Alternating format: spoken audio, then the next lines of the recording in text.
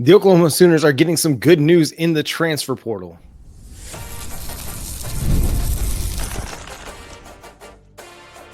You are Locked On Sooners, your daily podcast on the Oklahoma Sooners. Part of the Locked On Podcast Network, your team every day. What's up, Sooner Nation? Welcome to Locked On Sooners, and thank you for making Locked On Sooners your first listen every single day. Shout out to all the everydayers out there. We're part of the Locked On Podcast Network, your team every day. This episode is brought to you by Amazon Fire TV Stick 4K. Turn any TV into your Xbox. No console needed. Head to amazon.com/Fire TV Locked On to learn more. He's Jay Smith, host of Unfair Sports. I'm John Williams, lead writer for Sooners Wire at USA Today Sports. And Jay, we got to talk about this update that we saw from Pete Nakos of On3 about Jermichael Carter, a transfer portal wide receiver that the Oklahoma Sooners are heavily pursuing. Yeah, Pete Nakos has mentioned that Jermichael Carter is going to be making a decision soon, and it looks like one team is in the lead. Could be Oklahoma. The good thing about that is he did a visit in Nashville with Vanderbilt this past weekend, and some folks noticed while he was there, he was posting a lot of Oklahoma propaganda while he was there visiting in Nashville. I haven't seen a single post about him at Nashville yet. They may have changed since, I fell asleep, but he has definitely promoted Oklahoma a lot. He canceled his visit with Tennessee. Now, Nakos notes that there's a chance that he could reschedule it, but it sounds like the Sooners are in the driver's seat for an opportunity to win the services. And the fact that he canceled a visit when you're already in Tennessee, to me, that is some pretty positive signage, some positive billboards out there on the recruiting trail. It's an important recruitment too for Oklahoma because you need a little bit more experience at wide receiver. You like the talent that you've got out there. It's just with Jaden Gibson, with Giovanni Gibson out due to injury, you have Keontez Lewis, and you don't really have another outside wide receiver that has much collegiate production, or if any collegiate production. So you got to go find a little bit more depth there just to continue even to push guys like, Zion Kearney and Ivan Carrion and Elijah Thomas and Emmanuel Choice. I don't mind this idea of pursuing a wide receiver that they think can help them and help them right away. If they don't get him, I don't know where else they go. Now, we talked about the kid from, that was from Hawaii, played at Kentucky before that. We talked about him as well. And he's more of the Deion Burks, Isaiah Satania type. He's kind of a burner, big play threat down the field, but he doesn't have the size that you're looking for if you're able to get a Jermichael Carter. So I think that's what they're really trying to do, is get a little bit more size on the outside, because they saw, hey, we were not big enough at wide receiver at times through the 2024 season, and they need to find that size. And here's hoping, man. It seems like they've done their due diligence. They've put together a really nice recruiting pitch to get him to Oklahoma. Now it's just a matter of closing the deal. Yeah, and for Oklahoma, the big thing is you need someone that can fit in a particular spot on the roster. You mentioned it perfectly. Giovanni Gibson and Jaden Gibson are really the players that you're trying to replicate. Someone with size, someone that can play on the outside, especially in the SEC. And Jermichael appears to have the skill set to get you there. You refine him properly, he could be a major threat. And so for Oklahoma, going after him makes sense. Is it critical for him to land him? I don't think so. I do believe that the staff really likes their wide receiver room. And just the fact that they're in on Jermichael Carter, they actually bought in. He may have actually bought in on the idea of playing here and playing in a role. He's still young, so it would be, he'd have still a couple more years playing here, which is probably what he's looking at the most. The opportunity to be in the SEC and play could jump out. So, yeah, I would say this is a good opportunity for Oklahoma to, like I said, bring in another guy with size to add to the room. I don't think it's a requirement. This is a good want, not really necessarily a need. I think it's still kind of a need. I really do. Really? I think I'm maybe just dealing with a little bit of PTSD from the injuries we dealt with last year, that I don't know that Giovanni Gibson and Jaden Gibson are going to be back. And if they're back, at what level, what percentage of actually being healthy are they back at? Because we were hearing all last fall, right, that guys were day to day. They were, getting close. They were doing some things in practice. And the closest anybody ever got was what Deion Burks returning to Tennessee. And he looked okay. Not returning for Tennessee, but was it the Missouri game? Yeah, Missouri's when he made a return. Yes. He looked pretty good. Yeah. Nick Anderson tried to return for Tennessee, but couldn't do it. And so I'm just not at a place where I feel like I can trust that these guys are actually going to be back. And so I do somewhat feel that it's a need for Oklahoma. Now, unless they feel like Isaiah Satania or Deion Burks can play on the outside and use their speed and quickness to counteract what SEC defenses are wanting to do with bigger physical corners, then okay, by all means, I'm with you on that. But if they see those guys as more slot style receivers playing on the inside, then okay, I'll go back to he'd be nice to have. But I don't think they'd be so heavily pursuing wide receivers in the portal this spring if they didn't feel like they needed to add another guy. No, and I get that. I guess for me, the opposite look that I have is you haven't seen Oklahoma really pursue that hard. Like they've been shopping, they've been having conversations, but you haven't seen them really throw much out. Now, we threw out for Giovanni Gibson, we was throwing out for Keontez Lewis, Isaiah Satania, even Josiah Martin. So you saw that there was like, no, we really want these players, and you saw us really commit to that. But I didn't see us from outside of that. I didn't see us really throwing that much after any other wide receiver. It was all it would be nice to have you. And especially because I think the bigger thing is for these players, they're probably looking at this like, do I have an opportunity to play now? What is the chance for me to get on the field day one? And probably could work his way into that, but we got to ask the question, how soon can he actually get an opportunity to start? If Giovanni and Jaden comes back healthy, is Jermichael going to play over them? I don't think so. I don't think he plays over either one of them if they show up at camp in August, ready to go, especially mid-August, and they'll have 2 weeks to ramp up to get ready for Illinois State. Don't see it happening. Heck, I can honestly see if Giovanni and Jaden's ready, they'll probably play a portion of Illinois State just to get a warm-up in preparation to go up against Michigan at home. That's the question I have around Jermichael. Now, I think Jermichael's got the talent to where he can go up there and probably take somebody's spot, but I'm not sure who. I think Kearney is really fighting for that one, and I think he can win the outside spot. Keontez Lewis may be the odd man out. I don't know. But that's why I asked the question, John, how is it truly a need when you do have enough talent going down the line that's actually healthy? I mean, you only lost really Giovanni and Jaden. Everybody else is expected to be ready come fall camp. For me, it just comes back to you don't really have much consistent production at wide receiver. And so you kind of have to throw some darts against the wall and hope that one of those is going to hit a bullseye. Because, listen, Deion Burks, we've seen flashes of the talent, but I mean, he didn't have like big 1,000-yard, 1,200-yard seasons at Purdue. He was just flashing talent. Now, he was productive.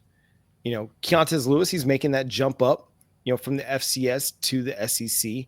And again, we're hoping for Giovanni and Jaden to come back. If they're back and they're healthy and they're productive, then by all means, great. Play them. But to me, it's a big if right now. It's a big if. And I don't feel comfortable going into this season riding a big if. And again, you hope that a guy like Zion Kearney can step up and take a job and be a starter at this point. Now, he's just in his second year. Like I always say, everybody's developmental track is just going to be a little bit different. The trajectory is always going to be a little bit different. That doesn't mean that he's a bad player if he doesn't start this year, but he definitely needs to become a significant part of the rotation. At some point. Don't like having unanswered questions. And that's college football. That's the NFL. You're always going to have a spot that's going to be questionable. I think there's talent. I think they can get by with what they've got. And I think the offense is going to be good enough to help elevate some guys that maybe are second and third on the depth chart to be more productive than what they were a year ago. I would just like to feel a little bit more comfortable at the position. You know who is making moves and who's got us feeling a lot more comfortable? That's Porter Moser.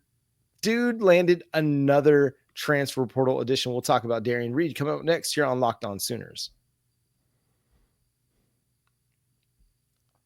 Game Time makes it fast and easy to get playoff tickets even when demand is sky high. There's nothing like the atmosphere of an NBA playoff game. Every bucket, every defensive stop, every moment feels huge. It's electric in the arena, and with Game Time, you can be a part of it without the stress of last-minute ticking hunting. I mean, the cool thing is, last minute, prices on the app actually go down as tip-off gets even closer. Last-minute deals can save you up to 60%. Perfect example, I was in LA and I hit up a LA Kings match because the ticket prices plummeted. I saved up to 60% by buying the last-minute tickets of folks that could not make the game, which is huge. You got to take advantage of that. They can do that for sports, concerts, comedy, theater, etc. So take the guesswork out of buying tickets with Game Time. Download the Game Time app, create an account, and use the code LOCKEDONCollege for $20 off your first purchase. Terms do apply, but again, create an account and redeem code LOCKEDONCOLLEGE for $20 off. Download Game Time today. Last minute tickets, lowest price guaranteed. Thanks again for making Locked On Sooners your first listen every single day. Shout out to all the everydayers out there. Tune in and subscribe to the show wherever you get your podcasts. We're part of the Locked On Podcast Network, your team every day. The Oklahoma Sooners landed Derrion Reid, the former 5-star prospect and McDonald's All-American who committed to play for Alabama out of high school, played one season with the Crimson Tide. Now he's joining the real Crimson and Cream, the Oklahoma Sooners, and Porter Moser. Just another really strong addition. I apologize, everybody. Yeah, that's huge, man. Look, I have been hardcore on my criticisms of our guy Porter Moser, and I still don't really change much of that. I need him to show me some wins in conference play. But right now, fair criticisms, man. They're fair criticisms. Now he's recruiting the heck out of the transfer portal for the second year in a row. Last year was really good, brought in some solid recruits and some solid transfer portal players. You saw a little bit of a move forward. They made the turning. Now he's got another solid class of players coming in, especially led with Kai Rogers. And then now you're adding some transfer portal players like Derrion Reid, and it was Nigel Pack. Like, the list is going on for all the talent they bring it in. Tay Davis. Now the question is, can they win in conference play? Winning in the offseason ain't nothing when the ball hits the hardwood, especially come January. Best thing about it, they're probably going to be undefeated heading to conference play again anyway, because this is what Porter Moser is really good at doing, winning enough games.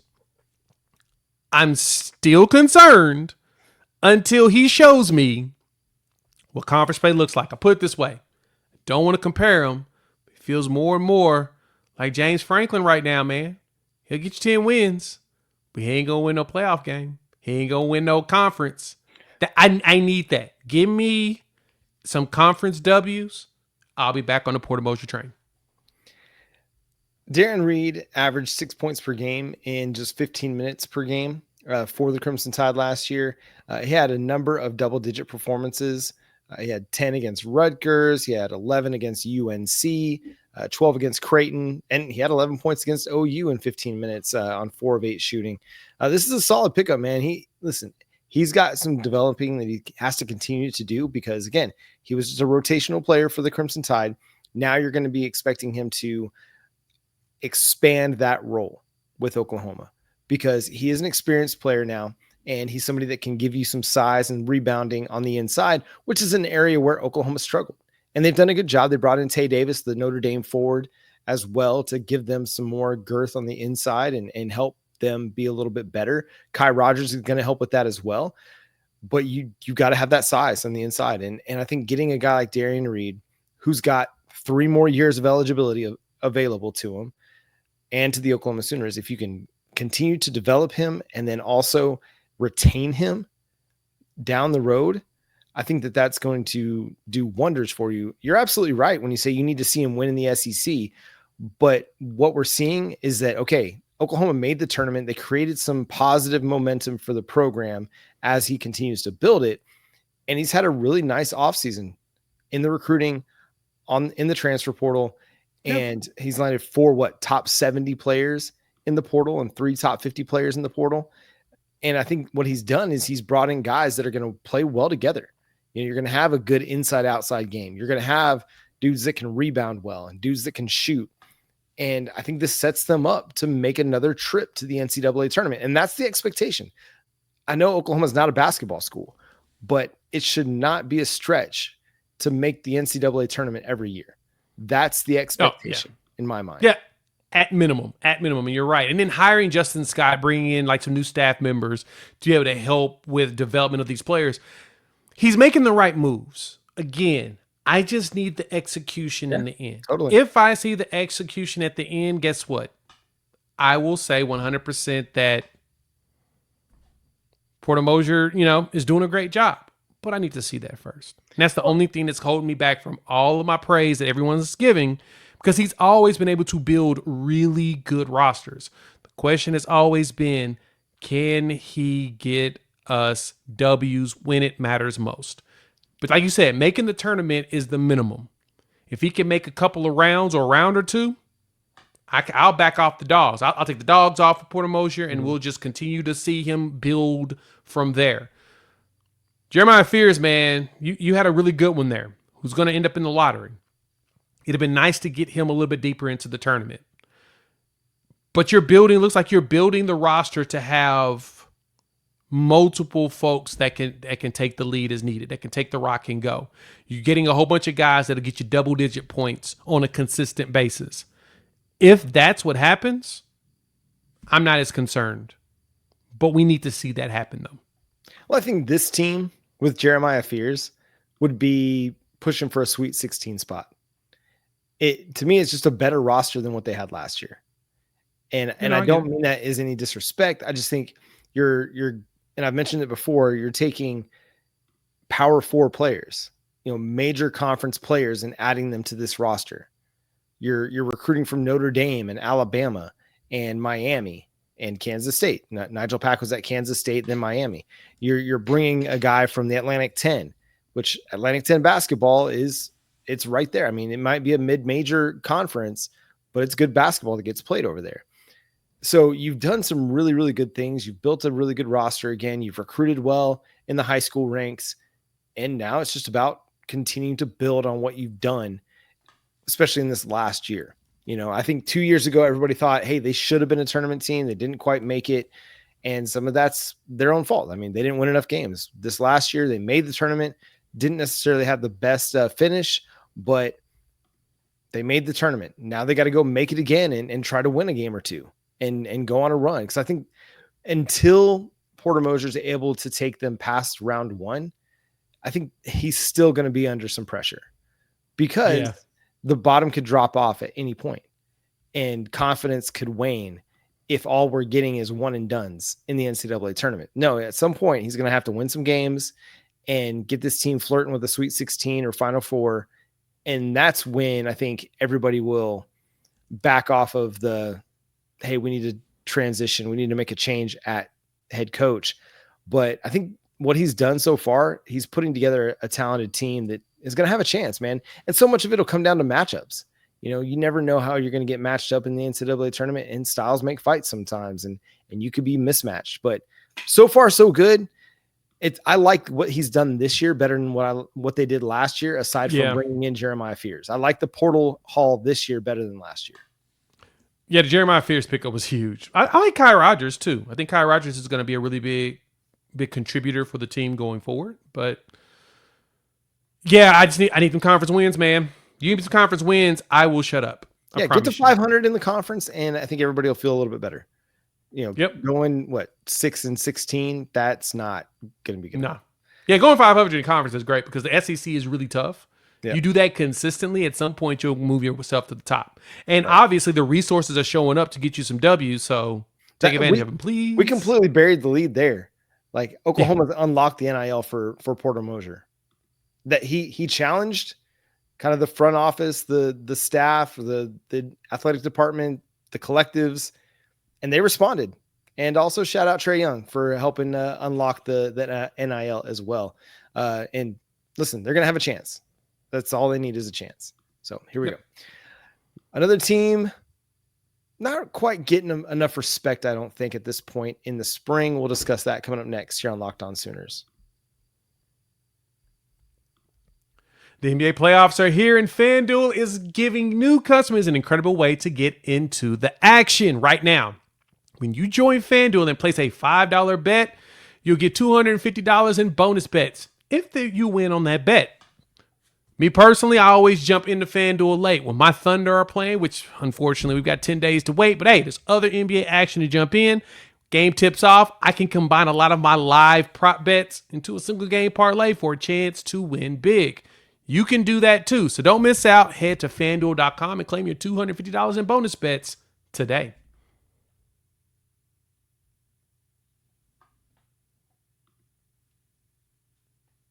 Thanks again for making Locked On Sooners your first listen every single day. Shout out to all the everydayers out there tuning in. Subscribe to the show wherever you get your podcasts. We're part of the Locked On Podcast Network, your team every day. So it's spring rankings time. It's post-spring rankings, way too early rankings. And Andy Staples of On3 left the Oklahoma Sooners out of his top 25, Jay. Yeah, it sounds like Andy Staples thinks that, he needs to see more out of Oklahoma, which I think it's kind of funny to hear that. While at the same time, I think I get it. I've had a few people say they love that we're being overlooked. And I'll agree. There's only one place to go from there. No, there is nothing. There's only one place to go but up. Yep. And right now, the way the Sooners are playing ball, we're doing a lot of winning in the portal, which is good. I mean, you got one of the top quarterbacks, one of the top running backs. So you got one of the top backfields, and that was your biggest problem. Your running game was kind of stale. It was kind of stagnant. It wasn't doing much, and you didn't have elite quarterback play that you needed. You had young quarterback play, but it looked exactly that.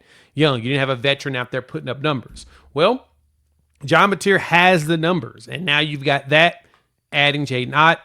I expect a lot of the pundits to really keep Oklahoma either really low, no higher than 20, or completely unranked. And John, that is okay. Brent Venables does not deserve to be ranked right now. They need to play with a chip on their shoulder. They need to play with a sense of urgency. And I do believe this Oklahoma team will do that. But there's no reason for us to expect anybody to respect us yet. Go out there, when you go punch Michigan in the mouth, people are going to be like, okay, I think we need to pay attention to Oklahoma. Then you're going to go punch the rest of them in their mouth. You're going to slap Auburn. You're going to beat up Texas. And then they're like, oh, well, shoot, we didn't expect this from Oklahoma. Even though we told you all that the biggest problem this team had appears to have been fixed. The even better part is Michael Hawkins now has more experience. He gets it, and he's watching another quarterback who's gone out there and has risked it all on a lot of plays, chunking it at moments, tucking and running and getting the touchdown. Michael Hawkins has witnessed that because he's done it himself, but he's now seeing someone else that has no fear. That's going to elevate his game too. Now you got two guys. I'm very much confident that Oklahoma's going to look a hell of a lot better, but we don't need to be ranked nowhere. No, I mean, you come off of a 6-7 season in which your offense was one of the worst in the nation, and you can't argue to be placed in anybody's top 25, and Oklahoma shouldn't be. It's a team that has a lot of potential, but they've got a lot to prove. Yeah. And like you mentioned, if they go and they beat Michigan, and if they do it convincingly, they'll be back in the top 25.